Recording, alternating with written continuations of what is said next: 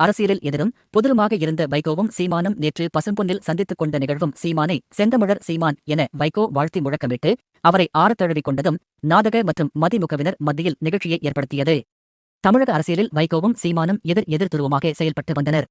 விடுதலை புலிகள் சம்பந்தமான விவகாரத்தில் இருவரும் ஒருவர் மீது ஒருவர் மிக கடுமையான விமர்சனங்களை முன்வைத்து வந்த நிலையில் நேற்று இருவரும் ஒரே நேரத்தில் பசும்பொன்னில் தேவர் நினைவிடத்திற்கு மரியாதை செலுத்த வந்தனர்.